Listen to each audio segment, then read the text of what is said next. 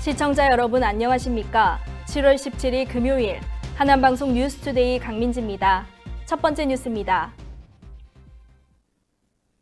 하남 스타필드가 하남시에 제안한 신장동로 걷고 싶은 거리 조성 사업이 지역 주민들의 의견을 배제한 채 발표돼 논란이 일고 있습니다.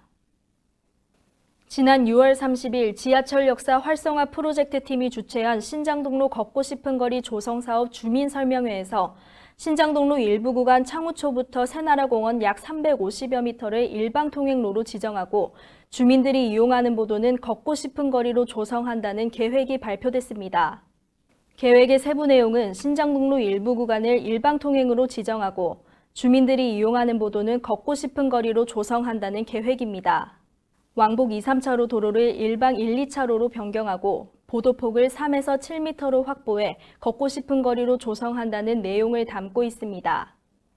그러나 스타필드 측이 제안한 사업은 사전에 인근 주민들의 협의를 거치지 않았으며 이 구간을 일방 통행로로 지정할 경우 부영 아파트와 대명 아파트 후문은 기능을 상실하는 등 사업 내용이 주민들에게는 불편만 가중한다는 우려가 나오고 있습니다. 또한 보행자들의 보행 환경 개선이 목적이 아닌 스타필드를 검단산역에서부터 걸어서 이용하는 고객들의 편의를 우선했다는 비판이 나오면서 해당 사업이 주민들과 충분한 협의를 기반으로 진행될지 관심이 집중되고 있습니다. 하남방송이 1인 미디어 창작에 관심 있는 청소년들을 위해 관내 고등학생들을 대상으로 영상 제작 교육을 시작했습니다. 영상 제작 교육은 7월부터 12월까지 총 8회차로 하남고등학교에서 학교 방송 만들기 교육을 주제로 진행되며 영상 제작 기획부터 촬영, 편집까지 전반적인 이론 교육과 실습을 포함합니다. 지난 7월 10일 하남고, 미사고, 신장고 학생 24명을 대상으로 교육에 대한 전반적인 설명과 주의할 점에 대해 설명하는 오리엔테이션을 진행했습니다. 이번 교육은 현재 하남방송 영상 제작 담당자가 실무 교육에 중점을 두어 강의할 예정입니다. 하남시가 동양 하루살이로 인한 피해를 줄이기 위해 해충 유인 살충기를 추가로 운영한다고 밝혔습니다. 동화 피터팬에 나오는 팅커벨과 비슷하다고 하여 팅커벨로 불리는 동양 하루살이는 감염병을 옮기는 해충은 아니나 빛이 밝은 상가 주변에 몰려들어 시민들에게 불쾌감을 줍니다. 하남시는 이를 없애기 위해 살충제 대신 해충 유인 살충기를 운영해왔으며 올해는 50대를 추가 설치하여 관제 시스템을 통해 실시간으로 작동 상황을 확인하고 있다고 밝혔습니다. 또한 하남시는 동양 하루살이가 나타났을 때 조명 밝기를 최소화하여 모여들지 않도록 해야 하며 창문에 붙어 있을 경우 분무기에 물을 담아 뿌리면 쉽게 떼어낼 수 있다고 안내했습니다. 베트남에서 디프테리아 환자 발생이 증가하고 있는 가운데 하남시 보건소는 코로나19 대응 업무로 기능 전환되어 위탁의료기관에서 디프테리아 예방접종을 실시한다고 밝혔습니다. 독소형 디프테리아균 감염에 의한 급성호흡기 질환인 디프테리아는 기침 등으로 인한 비말을 통해 감염되며 베트남에서 국내로 오는 입국자들 사이에서 유입 가능성이 커지고 있습니다. 디프테리아는 예방접종으로 예방이 가능합니다.